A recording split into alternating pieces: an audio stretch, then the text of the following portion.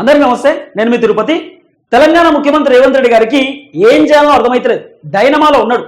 ఓవైపు పార్టీలు మారినటువంటి 10 మంది ఎమ్మెల్యేలకు సంబంధించినటువంటి పంచాయతీ ముఖ్యమంత్రి రేవంత్ రెడ్డి గారి మెడకు చుట్టుకున్నది. మొన్న Jadcherla MLA Anirudh Reddy farm house లో 10 మంది కాంగ్రెస్ పార్టీకి సంబంధించినటువంటి ఎమ్మెల్యేలు సీక్రెట్ మీటింగ్ పెట్టుకున్నారు. ఆ మీటింగ్ వెనకాల ఉన్నటువంటి అసలు రహస్యం ఏంది, అసలు జరగబోతున్నటువంటి కథ ఏందనేటటువంటి ఈ పంచాయతీ కూడా రేవంత్ రెడ్డి సార్ మెడకే చుట్టుకున్నది. తర్వాత 6 మంత్రివర్గ విస్తరణకు సంబంధించినటువంటి వ్యవహారంలో ఎవరు మంత్రి కాబోతున్నారు, కొత్త మంత్రి ఎవరెవరు పేర్లు రాబోతున్నాయి, ఈ 6 కొత్త మంత్రులకు సంబంధించినటువంటి లిస్ట్ ఎప్పుడు వస్తుందని చెప్పి ఈ పంచాయతీ కూడా రేవంత్ రెడ్డి సార్ మెడకే చుట్టుకున్నది. తర్వాత అనేకమైనటువంటి వ్యవహారం, ఓవైపు సీనియర్ లీడర్లు, జూనియర్ లీడర్లు, ఈ వర్గము ఆ వర్గము రేవంత్ రెడ్డిని దించబోతున్నారు, రేవంత్ రెడ్డి ముఖ్యమంత్రి పదవి పోబోతున్నది. ఇవన్నీ రేవంత్ రెడ్డి గారికి పెద్ద టెన్షన్ పట్టుకున్నది. ఏం చేయాలో అర్థం కానటువంటి సిచ్యువేషన్ రేవంత్ రెడ్డి గారి వ్యవహారం కనబడుతుంది. అయితే నిన్న సిఎల్పి మీటింగ్ నడిచింది. సిఎల్పి మీటింగ్ కి ఒరిజినల్ కాంగ్రెస్ పార్టీకి సంబంధించినటువంటి ఎమ్మెల్యేలు, ఎంపీలు, మంత్రులు, ఎమ్మెల్సీలు వీళ్ళందరూ కూడా హాజరైతే పార్టీలు మారినటువంటి ఎమ్మెల్యేలు 10 మంది ఎవరైతున్నారో ఈ 10 మంది మాత్రం సిఎల్పి మీటింగ్ అటెండ్ కాలే. ఇప్పుడు మీరు చూడండి, సిఎల్పి మీటింగ్ అంటే పార్టీకి సంబంధించినటువంటి మీటింగ్. ఈ పార్టీ మీటింగ్ లో 66 మంది కాంగ్రెస్ పార్టీకి సంబంధించినటువంటి ఎమ్మెల్యేలు వచ్చినారు. అప్పుడు ఏం చేయాలి? బీఆర్ఎస్ పార్టీలో గెలిచి కాంగ్రెస్ పార్టీలోకి వచ్చినటువంటి పార్టీ మారినటువంటి ఎమ్మెల్యేలు కూడా రావాలి కదా. ఎందుకంటే అసలు వీళ్ళు బీఆర్ఎస్ పార్టీలో ఎమ్మెల్యే పదవులు గెలిచి ఉండొచ్చు కాక, కానీ వీళ్ళు ఉన్నది ఇప్పుడు కాంగ్రెస్ పార్టీలో. ఈ పార్టీలోకి వెళ్ళి కాంగ్రెస్ పార్టీలోకి వచ్చి కాంగ్రెస్ పార్టీ కండవ కప్పుకొని కాంగ్రెస్ లోనే వీళ్ళు ప్రస్తుతం ఎమ్మెల్యేలుగా వ్యవహరిస్తున్నారు. అప్పుడు ఏం చేయాలి? ఈ పార్టీలు మారినటువంటి 10 మంది ఎమ్మెల్యేలు కూడా కాంగ్రెస్ కి సంబంధించిన సిఎల్పి మీటింగ్ కి పోవాలి కదా, కానీ పెద్ద మనుషులు పోలే. మరి ఈ పార్టీ మారినటువంటి ఎమ్మెల్యేలు సిఎల్పి మీటింగ్ ఎందుకు రాలేదు? రాకపోవడానికి గల కారణం ఏంటంటే ఇప్పుడు చాలా పెద్ద క్వశ్చన్ మార్క్ లెక్క కనబడుతున్నది. ఎందుకు రాలేదు అంటే 2 రీజన్స్. ఒకటేమో ముఖ్యమంత్రి రేవంత్ రెడ్డి గారు ఈ 10 మంది ఎమ్మెల్యేలు సిఎల్పి మీటింగ్ కి రావద్దని చెప్పిండు, నో ఎంట్రీ బోర్డు పెట్టిండు అనేది కొంత వినబడుతున్నటువంటి చర్చ. మరి ఎందుకు రావద్దన్నాడు? రావద్దనడానికి గల కారణం ఏంది? అసలు రేవంత్ రెడ్డి 10 మంది ఎమ్మెల్యేలను కండవలు కప్పేటటువంటి కార్యక్రమం చేసిండు. పోచారం శ్రీనివాస్ రెడ్డి ఇంటికి పోయి మరి రేవంత్ రెడ్డి కండవ కప్పి కాంగ్రెస్ పార్టీలో ఆహ్వానించిండు. దాదాపు 9 మంది ఎమ్మెల్యేలకు రేవంత్ రెడ్డి ఫోన్లు చేసి మీరు రారీ కాంగ్రెస్ పార్టీకి రావాలనుకుంటే, ఇంకా 10-15 మంది రావాలనుకుంటే రారీ ఖాళీగా ఉన్నాయి మా తాన కాంగ్రెస్ పార్టీ సీట్లు టకటక రారీ అని చెప్పి అందరిని రప్పించుకొని మరి కండవలు కప్పేటటువంటి కార్యక్రమం చేసిండు. మరి ఇప్పుడు ఎందుకు రేవంత్ రెడ్డి 10 మంది ఎమ్మెల్యేలను రాణిస్తలేడు? అసలు ఈ 10 మంది ఎమ్మెల్యేలను రానియలేదా, ఈ 10 మంది ఎమ్మెల్యేలే పోలేదా అనేది ఇప్పుడు చాలా పెద్ద క్వశ్చన్ మార్క్ లెక్క కనబడుతున్నది. కానీ ఫస్ట్ ఆప్షన్ వచ్చేసి మాత్రం రేవంత్ రెడ్డి వద్దని చెప్పిండు, ఈ మీటింగ్ కి మీరు రాకండి అని చెప్పి రేవంత్ రెడ్డి చెప్పిండు అనేది కొంత వినబడుతున్న చర్చ. తర్వాత ఈ 10 మంది ఎమ్మెల్యేలే కావాలని పోలేదు అనేది ఇంకో చర్చ. ఇక్కడ ఏం జరిగిందంటే, అయితే వీళ్ళు బీఆర్ఎస్ పార్టీకి వెళ్ళి కాంగ్రెస్ పార్టీలోకి వచ్చారు. ఈ 10 మంది ఎమ్మెల్యేలు ఎందుకు వచ్చిరట అంటే, బీఆర్ఎస్ పార్టీ మాకు నచ్చలే, కేసీఆర్ మాకు నచ్చలే, మాకు కేటీఆర్ నచ్చలే, మాకు వీళ్ళు ఎవ్వరు నచ్చలే, కాబట్టి ఈ పార్టీలో ఉండడానికి మాకు ఇష్టం లేదు, మేము ఇప్పుడు కాంగ్రెస్ పార్టీలోకి పోతాం, కాంగ్రెస్ పార్టీ పెద్ద పార్టీ, ఇప్పుడు కాంగ్రెస్ పార్టీలోకి పోతేనే మేము అద్భుతంగా ఉంటామని చెప్పి ఈ బీఆర్ఎస్ కి సంబంధించినటువంటి ఎమ్మెల్యేలు కాస్త కాంగ్రెస్ పార్టీలోకి వచ్చేటటువంటి కార్యక్రమం చేసినారు. సరే, వచ్చినప్పుడు సిఎల్పి మీటింగ్, పార్టీ మీటింగ్ అవుతున్నప్పుడు పార్టీలో ఉన్నటువంటి వ్యక్తులు పోలే కదా, పోలే. ఎందుకు పోలేదట ఈ సార్లు అంటే, ఇది సుప్రీం కోర్టులో ఈ అనర్హత వేటుకు సంబంధించినటువంటి పిటిషన్ ఎవరు పాడి కౌశిక్ రెడ్డి దాఖలు చేసింది. ఎవరి పైన? 10 మంది ఎమ్మెల్యేల పైన. ఈ 10 మంది ఎమ్మెల్యేలు బీఆర్ఎస్ పార్టీలో గెలిచి బీఆర్ఎస్ పార్టీని మోసం చేసిరు, వాళ్ళ నియోజకవర్గ ప్రజలను కూడా మోసం చేసిరు, పార్టీని మోసం చేసి వీళ్ళు కాంగ్రెస్ పార్టీలో ఎమ్మెల్యే పదవులను ఎంజాయ్ చేస్తున్నారు. వీళ్ళు ఏం చేయాలి? బీఆర్ఎస్ పార్టీ మాకు వద్దు అని చెప్పినప్పుడు బీఆర్ఎస్ పార్టీలో గెలిచినటువంటి ఎమ్మెల్యే పదవి కూడా మాకు వద్దని చెప్పాలి కదా. బీఆర్ఎస్ పార్టీ కారు గుర్తుపైన కదా వీళ్ళు ఎమ్మెల్యేలుగా గెలిచింది, కారు గుర్తుపైన కదా అక్కడ ఉన్నటువంటి కాన్స్టిట్యున్సీ ప్రజలు వీళ్ళకి ఓట్లేసి గెలిపించింది. పార్టీ వద్దన్నప్పుడు పార్టీలో గెలిచిన ఎమ్మెల్యే పదవి కూడా రాజీనామా చేసి మంచిగా కాంగ్రెస్ పార్టీలోకి పోయి కాంగ్రెస్ పార్టీ కండవ కప్పుకొని కాంగ్రెస్ పార్టీలోకి వెళ్ళి షేక్ గుర్తు మీద పోటీ చేయాలి. పోటీ చేసి అప్పుడు గెలిస్తే అప్పుడు కాంగ్రెస్ వాళ్ళు అవుతావు. ఇప్పుడు నువ్వు బీఆర్ఎస్ ఉన్నట్టే లెక్క. కానీ బీఆర్ఎస్ కి రాజీనామా చేసి కాంగ్రెస్ లో పోయిరు.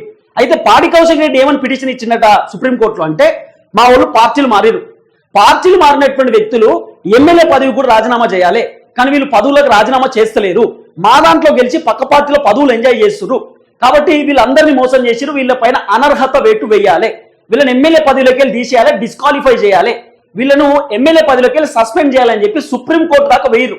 వాస్తవానికి వీళ్ళు ఆల్రెడీ హైకోర్టులో కూడా అనర్హత రేటుకు సంబంధించినటువంటి పిటిషన్ దాఖలు చేస్తే హైకోర్టు సుమోటోగా తీసుకొని లేదు స్పీకర్ చేతిలో డిసిషన్ ఉంటుంది, స్పీకర్ ఏ డిసిషన్ తీసుకుంటే అదే ఫైనల్, స్పీకర్ గారు ఏ టైంలో అయినా వాళ్ళని సస్పెండ్ చేయొచ్చు అని చెప్పి హైకోర్టు స్పీకర్ చేతిలో కొన్ని కీలకమైనటువంటి అంశాలు తెరపైకి తీసుకొచ్చే ప్రయత్నం చేసింది. తర్వాత హైకోర్టులో కొంత మనకి అనుకూలంగా లేదు అని చెప్పి సుప్రీంకోర్టుకు పోయినారు.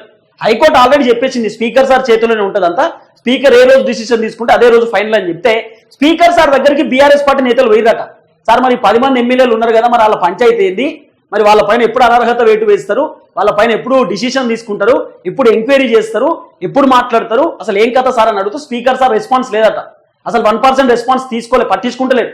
అప్పుడు ఏం చేశారు, సుప్రీంకోర్టు పోయిరు. సుప్రీంకోర్టులో 3 ఎమ్మెల్యేల పైన ఫస్ట్ అనర్హత వేటుకు సంబంధించిన రెగ్యులర్ పిటిషన్ దాఖలు చేసిందట. ఏందది, ఒక ఆయన తెల్లం వెంకట్రావు, కడియం శ్రీహరి, దానం నాగేందర్, ఈ 3 ఎమ్మెల్యేల పైన పిటిషన్ నడుస్తుంది ఆల్రెడీ సుప్రీంకోర్టులో.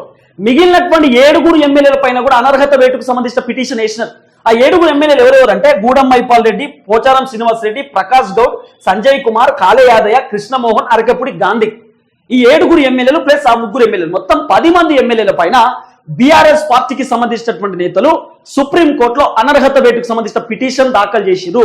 సుప్రీంకోర్టు ఈ నెల 10వ తారీఖు లోపు స్పీకర్ సార్ మాకు ఎలాంటి నిర్ణయం చెప్పాలి, అంటే మీరు అనర్హత వేటు వేయబోతున్నారా ఏంది, అసలు ఎమ్మెల్యేలు పార్టీలు మారిరా లేదా, ఆ ఎమ్మెల్యేలు బీఆర్ఎస్ లో ఉన్నారా కాంగ్రెస్ లో ఉన్నారా, అసలు జరగబోతున్నటువంటి పరిణామం ఏందనేది మాకు కోర్టుకు చెప్పమని చెప్పి పార్టీ మారినటువంటి ఎమ్మెల్యేలకు సుప్రీంకోర్టు ఆల్రెడీ నోటీసులు కూడా ఇచ్చారు, నోటీసులు జారీ చేశారు. స్పీకర్ సార్ కూడా నోటీసులు ఇచ్చారు, మాకు ఇమీడియట్లీ 10వ తారీఖు లోపు ఏదో ఒకటి చెప్పమని చెప్పి. కాబట్టి ఇప్పుడు వీళ్ళ డ్రామా అయింది తెలుసా, ఆల్రెడీ వీళ్ళు నియోజకవర్గానికి సంబంధించినటువంటి ప్రజలను మోసం చేశారు. ఎవరు, ఎమ్మెల్యేలు ప్రజలను మోసం చేశారు, ఎమ్మెల్యేలు పార్టీని మోసం చేశారు, కేసీఆర్ ని మోసం చేశారు, ఆయన కాంగ్రెస్ పార్టీలో ఉన్నారు. ఇప్పుడు ఇదే ఎమ్మెల్యేలు సుప్రీం కోర్టును కూడా మోసం చేయడానికి రెడీగా ఉన్నారండి, కోర్టును కూడా మోసం చేయడానికి రెడీగా ఉన్నారు.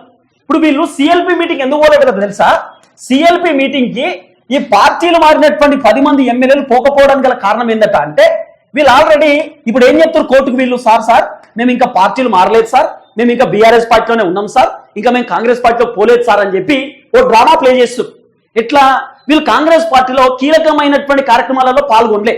కానీ ఈ 10 మందిలో దానం నాగేంద్ర అడ్డంగా ఇరుక్కుపోయింది. దానం నాగేంద్ర మాత్రం పక్క అనర్హత వేటు పడవచ్చని నడుస్తున్న చర్చ. ఎందుకంటే దానం నాగేంద్ర ఏం చేసిండు, కాంగ్రెస్ పార్టీలోకి వెళ్ళి ఎంపీగా పోటీ చేసిండు. ఏది మొన్న జరిగినటువంటి పార్లమెంట్ ఎలక్షన్ లో సికింద్రాబాద్కి వెళ్ళి దానం నాగేంద్ర ఎంపీగా పోటీ చేసిండు. ఈ మిగిలినటువంటి 9 మంది ఎమ్మెల్యేలు వీళ్ళు కాంగ్రెస్ పార్టీలోకి వెళ్ళి ఎక్కడ పోటీ చేయలే. అసలు వీళ్ళు కాంగ్రెస్ లో ఉన్నారా బీఆర్ఎస్ లో ఉన్నారా అనేది మనకే డౌట్, మనకే కన్ఫ్యూజన్. ఎందుకంటే గోడ మీద బల్లి లెక్క ఉన్నారు, ఎటు ఎత్తుంటే అటు దుర్గం, ఎటు వంపుంటే అటు ఇటు కూర్చుందాం అనేటటువంటి ఆలోచనలో ఉన్నారు. కాబట్టి 9 మంది ఎమ్మెల్యేలు ఏమనుకుంటారట అంటే, మేము కాంగ్రెస్ పార్టీలో పెద్దగా అన్ని కార్యక్రమాలలో పాల్గొనలేదు కాబట్టి, మేము కాంగ్రెస్ పార్టీ కండవాలు కప్పుకొని అటు ఇటు తిరగలే కాబట్టి ఇంకా మేము బీఆర్ఎస్ లో ఉన్నామని అనుకుంటారు, ఇంకా మేము బీఆర్ఎస్ లో ఉన్నామని చెప్పి మనం నమ్మియవచ్చు, కోర్టును కూడా మ్యానిపులేట్ చేయవచ్చు, కోర్టును కూడా ఇన్ఫ్లుయెన్స్ చేయవచ్చు, కోర్టును కూడా ఎట్లనో అట్లా మనం తప్పుదో పట్టియవచ్చు అనేటటువంటి ఆలోచనలో ఉన్నారో ఏమో తెలియదు. కానీ ఒక సోషల్ మీడియా చాలా మంది రాజకీయ విశ్లేషకులు, సీనియర్ జర్నలిస్టులు మాట్లాడుతున్నారు, ఎమ్మెల్యేలు కోర్టులను మోసం చేయని కూడా రెడీగా ఉన్నారని చెప్పి చాలా మంది సీనియర్ జర్నలిస్టులు చెప్తున్నటువంటి మాట. అనేక మంది 30 ఇయర్స్ 20 ఇయర్స్ ఇండస్ట్రీలో ఉన్నటువంటి జర్నలిస్టులు కూడా మాట్లాడుతున్నారు. ఎందుకంటే ఈ ఎమ్మెల్యేలు సిఎల్పి మీటింగ్ పోవడానికి గల కారణం, లేదు మేము ఇంకా బీఆర్ఎస్ లోనే ఉన్నాం, బీఆర్ఎస్ పార్టీలోనే ఉన్నాం, బీఆర్ఎస్ పార్టీ నుండి ఎమ్మెల్యే పదవికి మేము ఉన్నాము, ఎమ్మెల్యేలుగా బీఆర్ఎస్ పార్టీని వివరిస్తున్నామని ఇంకా చెప్పడానికి. ఇప్పుడు ఈ ఎమ్మెల్యేలు పుసుకున్న సిఎల్పి మీటింగ్ అటెండ్ అయ్యారు అనుకో, పార్టీ మీటింగ్ అటెండ్ అయినట్టే కదా. ఇప్పుడు 10 మంది ఎమ్మెల్యేలు పార్టీ మారిన వాళ్ళు నిన్న జరిగినటువంటి సిఎల్పి మీటింగ్ కనుక పుసుక్కుని అటెండ్ అయ్యారు అనుకో, వీళ్ళు కాంగ్రెస్ పార్టీలో లెక్కన అవుతారు. కాబట్టి మేము పార్టీ మీటింగ్ పోకపోతే మేము ఆ పార్టీలం కాదు, మేము పోవద్దు కాబట్టి పోలే. మీకు అర్థమైందో కాలేదు, మళ్ళీ చెప్తా, మళ్ళీ మీకు అర్థమయ్యేటట్టు చెప్తున్నారు. నిన్న సిఎల్పి మీటింగ్ జరిగింది. ఆ సిఎల్పి మీటింగ్ కి బీఆర్ఎస్ పార్టీలోకి వెళ్ళి కాంగ్రెస్ పార్టీలోకి వచ్చినటువంటి 10 మంది ఎమ్మెల్యేలు నిన్న సిఎల్పి మీటింగ్ కు అటెండ్ అయ్యేది ఉంటుండే, కానీ కాలేదు, పోలేదు. ఎందుకు పోలేదట అంటే, మేము గనక పుసుక్కున్న 10 మంది ఎమ్మెల్యేలు CLP meeting, Congress party meeting attend అయితే మేము కాంగ్రెస్ ఎమ్మెల్యే లెక్క అయిపోతాం, కాంగ్రెస్ పార్టీలోకి వెళ్ళి పోయినట్టు అయిపోతాం. ఇప్పుడు మేము సుప్రీం కోర్టులో మాకు ఎలాంటి ఇబ్బంది కావద్దంటే, మా పైన అనర్హత వేటు పడొద్దంటే, మమ్మల్ని డిస్క్వాలిఫై చేయొద్దంటే, మా ఎమ్మెల్యే పదవులు ఇట్లనే ఉండాలంటే మేము ఇంకా బీఆర్ఎస్ పార్టీ ఎమ్మెల్యేల లెక్కనే ఉండాలి, ఇంకా మేము బీఆర్ఎస్ లోనే ఉన్నాం సార్ అని చెప్తున్నట్టు ఇప్పుడు ఎమ్మెల్యేలు. పుసుక్కున్న ఈ ఎమ్మెల్యేలు సిఎల్పి మీటింగ్ వేయరనుకో, పార్టీ మీటింగ్ కదా సిఎల్పి అంటే కాంగ్రెస్ పార్టీ మీటింగు, ఈ 10 మంది ఎమ్మెల్యేలు కాంగ్రెస్ పార్టీ మీటింగ్ పోతే కాంగ్రెస్ వాళ్ళు అవుతారు. ఇక మీరు నిన్ననే వేరు కదా సిఎల్పి మీటింగ్, తమాష అనుకుంటారు. మరి మీరు నిజంగా కాంగ్రెస్ పార్టీలో పోకపోతే ఆ సిఎల్పి మీటింగ్ ఎందుకు అటెండ్ అయ్యారని చెప్పి అడుగుతారు కదా, పుసుక్కున్నట్లు అడుగుతారేమో అని చెప్పి వీళ్ళు మీటింగ్ పోలేదట నిన్న. రేవంత్ రెడ్డి మాస్టర్ ప్లాన్ కూడా ఇదే, రేవంత్ రెడ్డి మాస్టర్ ప్లాన్ కూడా సిఎల్పి మీటింగ్ కి రావద్దు అని చెప్పింది అనేది ఒక చర్చ, నడుస్తున్నటువంటి చర్చ. కానీ రేవంత్ రెడ్డి రావద్దు అని చెప్పిందని కొంతమంది అంటారు. కానీ ఎమ్మెల్యేలే ఏది దానం నాగేంద్ర వాళ్ళ ఇంట్లో 2 రోజులు సమావేశం చేశారు ఎమ్మెల్యేలు, 2 రోజులు మాట్లాడుకుర్రు. మనం మీటింగ్ పోదామా వద్దా, సిఎల్పి మీటింగ్ అంటారు, మనం అన్నిట్లో పాల్గొనొద్దు, అన్నిట్లో సైలెన్స్ ఉండాలని చెప్పి ఎమ్మెల్యేలు మొత్తం డుమాగొట్టేశారు మీటింగ్కి. నిన్న ఫోన్ కూడా పోలేదు సిఎల్పి మీటింగ్కి.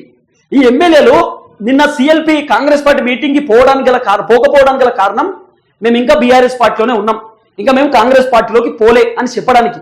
అంటే ఇప్పుడు కోర్టులో వీళ్ళు వేసినటువంటి పిటిషన్ కూడా నడవదన్నట్టు లెక్క అన్నట్టు చేస్తున్నారు వీళ్ళు. అంటే ఎవరు పిచ్చోళ్ళు ఉన్నారు? మీరు అందరూ కాంగ్రెస్ పార్టీ కండవాలు కప్పుకున్నది అందరికీ తెలుసు, అందరూ చూసిర్రు.